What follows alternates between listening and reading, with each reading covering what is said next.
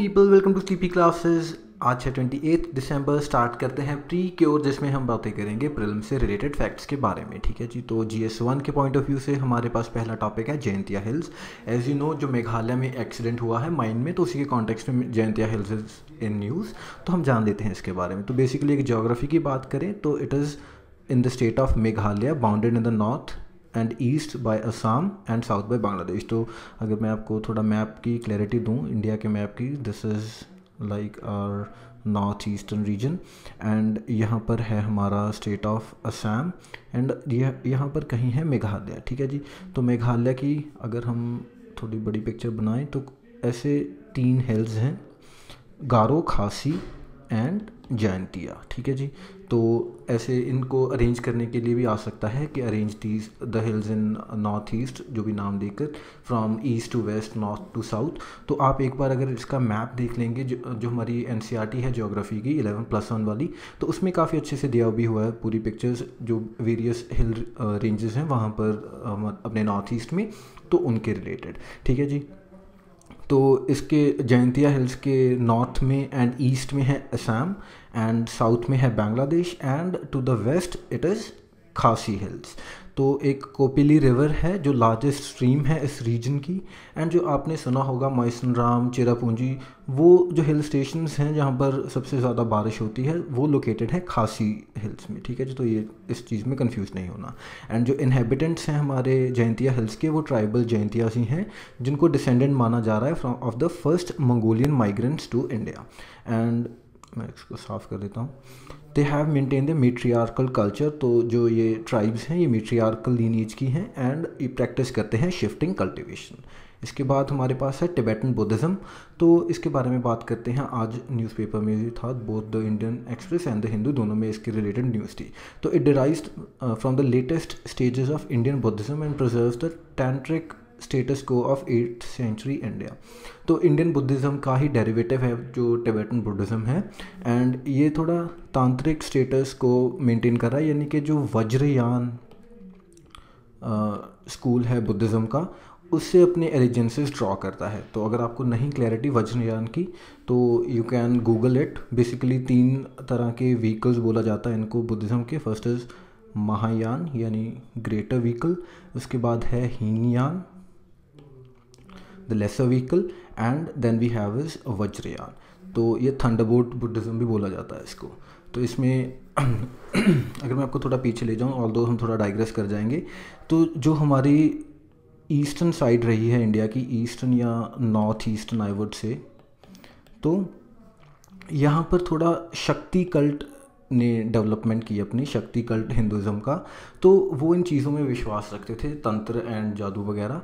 तो इसी जब बुद्धिज़्म यहाँ पर स्प्रेड होना स्टार्ट हुआ तो उसी से अपने को डिराइव करते हो, क्योंकि जो लोकल प्रैक्टिसेस होती हैं वो यूजुअली सभी रीजन जो रिलीजन्स हैं या सभी जो कल्चर्स हैं उनको अफेक्ट करती हैं। तो इसलिए जो वज्रयान बना वो इस साइड बना एंड वो शक्ति कल्ट से इंस्पायर्ड था थोड़ा, तो इसलिए वो तांत्रिक प्रैक्टिसेस को फॉलो करते हैं।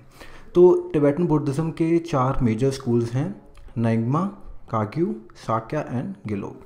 तो गेलोग से ही हमारे आते हैं जो दलाई लामा हैं। एंड एक कर्मपा का न्यूज़ में रेफरेंस है, कर्मपा, तो वो बिलोंग करते हैं काग्यू स्कूल ऑफ बुद्धिज़्म से। तो इसका एक फर्दर आगे सब स्कूल है जहाँ से जो कर्मपा हैं वो आते हैं। ठीक है जी। तो बेसिक 4 जो स्कूल्स हैं मेजर तिब्बतन बुद्धिज़्म के, वो आपको पता चल गए। इसके बाद नाइंगमा जो स्कूल है ये न्यूज़ में है।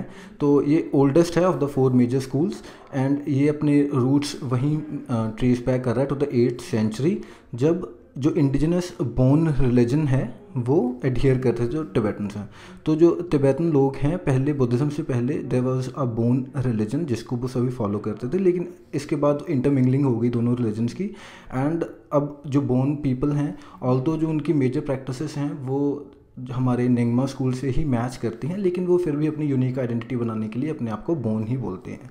ठीक है जी। इसको रेड हैट सेक्ट भी बोला जाता है क्योंकि जो इसके लामाज हैं वो रेड रोब्स को वेयर करते हैं एंड रेड हैट्स को। एंड जो इसकी टीचिंग्स हैं वो मेनली बेस्ड हैं on those of Padma Sambhaka, it should be के Sambhava, sorry it should be it is Padma Sambhava. ठीक है जी। एंड इनको गुरु रिनपोचे भी बोला जाता है। एंड देन इज शंतराक्षता, ठीक है जी। तो ये दो जो टीचर्स हैं इनके मेन नंगमा स्कूल की। आगे हमारे पास GS2 के पॉइंट ऑफ व्यू से है आज मुस्लिम विमेंस बिल 2018, जिसको हम ट्रिपल तलाक बिल भी बोला जा रहा है अब, तो लोकसभा ने इसको पास कर दिया है। तो इसके जो मेजर फीचर्स हैं उनको हम डिस्कस करते हैं। सबसे पहले ये जो डिक्लेरेशन ऑफ तलाक है उसको इलीगल बना रहा है। एंड चाहे वो जो तलाक है वो किसी भी फॉर्म में हो, रिटन या इलेक्ट्रॉनिक फॉर्म में हो, तो उन सबको वॉइड करता है ये एंड इलीगल डिक्लेयर कर रहा है। तो बेसिकली तलाक ए बिद्दत को ये डिफ़ाइन करता है हमारा मुस्लिम विमेन बिल। एंड तलाक बिद्दत बेसिकली है कि ये प्रोनाउंसमेंट है of talaq thrice in one sitting by Muslim man results in instant and irrevocable divorce. तो जो तलाक बिद्दत है उसमें होता क्या है कि अगर मुस्लिम मैन ने 3 बार एक ही सिटिंग में बोल दिया तलाक तलाक तलाक, तो इंस्टेंट डाइवोर्स है एंड इर्रिवोकेबल है।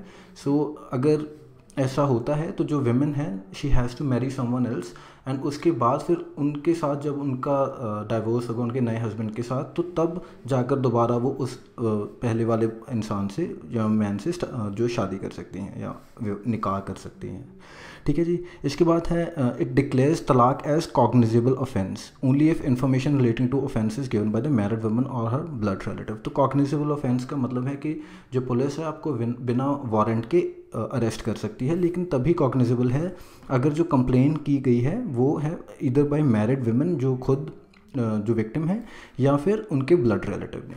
एंड इसमें जो बेल है वो ग्रांट करना अलाउड है by the magistrate on reasonable grounds. तो बेलेबल ऑफेंस है ये। एंड इसको कंपाउंडेड भी किया जा सकता है by magistrate on the request of woman. तो कंपाउंडेड का मतलब ये है कि out of the court settlement करना चाहें अगर वो without undergoing the legal proceedings, तो वो भी कर सकते हैं अगर वो ही विमेन जो अफेक्टेड विमेन है वो रिक्वेस्ट करे मजिस्ट्रेट को। तो एंड जो विमेन है उनको अलाउंस भी मिलेगी इस एक्ट के अंडर ही। एंड अगर वो चाहें तो अपने माइनर चाइल्ड की जो कस्टडी है वो भी मांग सकती हैं कोर्ट से। तो आई होप आपको कुछ जो मेन पॉइंट्स हैं वो क्लियर हुए होंगे। तो इसमें बेसिकली क्या हुआ है, अब इसको cognizable and bailable and compoundable offence बना दिया है ट्रिपल तलाक को या तलाक बिद्दत को, ठीक है जी। इसके बाद हमारे पास है GS3। तो GS3 के पॉइंट ऑफ व्यू से सबसे पहले गैंजेस रिवर डॉल्फिन के बारे में जानते हैं। इसको सुसु भी बोला जाता है एंड ये नेशनल एक्वेटिक एनिमल है इंडिया का। इसकी जो डिस्ट्रीब्यूशन है वो इन्फ्लुएंस किससे होती है, salinity level of the waterways. तो बेसिकली क्या है कि ये क्योंकि फ्रेश वाटर डॉल्फिन है, तो जहाँ पर फ्रेश वाटर होगा वहीं पर पाई जाएंगी, क्योंकि इसकी जो बॉडी स्ट्रक्चर है वो कुछ इस तरह से है कि अगर सॉल्ट वाटर हो तो वो सर्वाइव नहीं कर सकती, she dies. And IUCN status इसका इंडेंजर्ड है and among the 4 obligate fresh water dolphins. तो बेसिकली 4 फ्रेश वाटर डॉल्फिन्स हैं वर्ल्ड वाइड। जो दूसरे 3 हैं वो हैं बाइजी पहली जो यांगसे रिवर है चाइना में, वहाँ पर थी लेकिन अब एक्सटिंक्ट है। उसके बाद है भूलान जो इंडस रिवर्स में है इन पाकिस्तान, एंड बोटो जो अमेजन रिवर में है इन लैटिन अमेरिका। तो इन चारों को याद रख लीजिएगा, कई बार मैच द फॉलोइंग आ सकता है कि कौन सी गैंजेस की रिवर डॉल्फिन या फ्रेश रिवर डॉल्फिन की स्पीशीज़ कौन से एरिया में मिलती हैं या कौन से रिवर में मिलती हैं। तो इसके बाद है क्योंकि ये एक मैमल है तो अंडर वाटर ब्रीथ नहीं कर सकते, तो बार बार हर 30 to 120 सेकेंड इसको सरफेस के ऊपर आना पड़ता है। इसके बाद कुछ हाइड्रोलॉजिकल मॉडिफिकेशंस हुई हैं, जैसे वाटर डाइवर्जन या कमीशन ऑफ लार्ज बैराजेस, जो इतने हमने वाटर स्ट्रक्चर्स बना दिए हैं, बैराज वियर्स, ये सब चीज़ें। तो इसकी वजह से क्या हुआ है कि जो सैलिनिटी है वाटर की उसके ऊपर काफ़ी फ़र्क पड़ा है, इंक्रीज़ हुई है। तो ये भी एक रीज़न है जिसकी वजह से जो गैंजेस रिवर डॉल्फिन हैं वो मरते जा रहे हैं। एंड क्लाइमेट चेंज की वजह से भी सैलिनिटी ऑफ वाटर बढ़ रही है, तो अगेन उनके ऊपर डायरेक्ट इफेक्ट पड़ रहा है। एंड क्योंकि हायर रेट है इनका हायर रेट है एनकाउंटर का with the species, basically Indus river की जो डॉल्फिन्स हैं, sorry not Indus, Ganges river की जो डॉल्फिन है इनका विद द मोटराइज्ड बोट्स या फिर कंट्री बोट्स, जो भी बोट्स वगैरह हमारे वाटरवेज में ट्रैवल कर रही हैं, तो उनके साथ जब भी इनका एनकाउंटर होता है तो they again it becomes the reason कि वो मर जाते हैं। एंड बेसिकली 55% जो फ़र्क देखा गया है उनकी पॉपुलेशन में in the more motorable river stretches as compare to the non motorable. तो जहाँ पर जो वाटरवे के ऊपर काफ़ी ट्रैफिक है बोट्स वगैरह का, वहाँ पर उनकी पॉपुलेशन 55% से कम है कंपेयर टू द अदर जहाँ पर जो रिवर में ट्रैफिक नहीं है। तो इसलिए इनका भी अफेक्ट पड़ता है उनकी पॉपुलेशन के ऊपर। आगे ये है पूरा स्ट्रेच जहाँ पर पाई जाती है हमारी इंडस नहीं गैंजेस डॉल्फिन, ये इंडस डॉल्फिन का जो एक्सपेंस है एरिया है, ठीक है जी। एंड आज का वाला जो आर्टिकल था वो बेसिकली सुंदरबन में बता रहा था कि जो हमारा सुंदरबन डेल्टा है, क्योंकि वहाँ पर जो सैलिनिटी है वो बढ़ती जा रही है, एंड इसकी वजह से क्या है कि जो हमारी डॉल्फिन है वो ख़त्म होती जा रही है सुंदरबंस में। इसके बाद हमारे पास है नेशनल डिज़ास्टर। तो नेशनल डिज़ास्टर किसको बोलते हैं? सबसे पहले डिज़ास्टर किसको बोलते हैं? जो हमारी डिज़ास्टर मैनेजमेंट एक्ट है 2005, वो किसी भी ऐसे कैटास्ट्रॉफ, मिसहैप या कैलेमिटी और grave occurrence in any area arising from natural or man made causes, उस चीज़ को बोलती है डिज़ास्टर, जब काफ़ी ज़्यादा बड़ी मात्रा में जो है वो इधर लोग मर रहे हैं या नेचर और मैग्नीट्यूड ऐसा है उसका कि वो जो कम्युनिटी की कोपिंग कैपेसिटी है उससे बहुत ज़्यादा बियॉन्ड है, तो उस चीज़ को हम बोलते हैं डिज़ास्टर। ये मैन मेड हो सकते हैं, नेचुरल हो सकते हैं, जैसे हमने देखा। एंड एरिया वाइज भी, एरिया भी कितना भी बड़ा एरिया एज सच कोई स्पेसिफिक नहीं है कि इतना बड़ा एरिया में होगा तभी डिज़ास्टर बोला जाएगा, काफ़ी स्मॉल एरिया में भी हो सकता है, and as large as the whole country, इतना बड़ा भी हो सकता है। एंड इसको अगर हम नेशनल डिज़ास्टर को डिफ़ाइन करने की बात करें तो कोई ऐसी प्रोविज़न नहीं है हमारे लॉ में या एग्जेक्टिव कोई गाइडलाइंस नहीं है ऐसे जो डिक्लेयर करे नेचुरल कैलेमिटी। तो इसको basically case by case basis के ऊपर ही बताया जाता है कि कौन सी कैलेमिटी है जो वो नेशनल डिज़ास्टर बोली जाएगी। एंड जो एक बेसिक आइडिया क्या है कि जो कैलेमिटी ऑफ रेयर सिवियरिटी होगी उसको बोला जाएगा नेशनल डिज़ास्टर। तो अगर किसी को नेशनल डिज़ास्टर डिक्लेयर कर दिया जाता है किसी डिज़ास्टर को, तो उसके बाद होता क्या है कि जो स्टेट गवर्नमेंट है उसको सपोर्ट मिलती है at the national level, and जो सेंटर है वो एडिशनल असिस्टेंस ड्रॉ कर सकता है फ्रॉम NDRF, जो हमारा नेशनल डिज़ास्टर रिलीफ फंड है, वहाँ से। And a calamity relief fund is setup, तो एक नया कैलेमिटी रिलीफ फंड बनाया जाता है उसी चीज़ को कोप करने के लिए, जिसमें जो कॉर्पस होगा वो शेयर किया जाता है 3:1 रेशो में हमारी सेंटर एंड स्टेट गवर्नमेंट के बीच में। एंड इसके बाद when resources in the CRF are inadequate, तो अगर फिर भी जो CRF के रिसोर्सेज है वो उतने ज़्यादा केपेबल नहीं, इतनी नहीं कॉफर्स फिल हुए कि हमारे जो डिज़ास्टर है उसको कोप कर सके, तो एक नेशनल कैलेमिटी कंटिजेंसी फंड भी बनाया जा सकता है जो कि 100% ही सेंटर गवर्नमेंट फंड करेगी।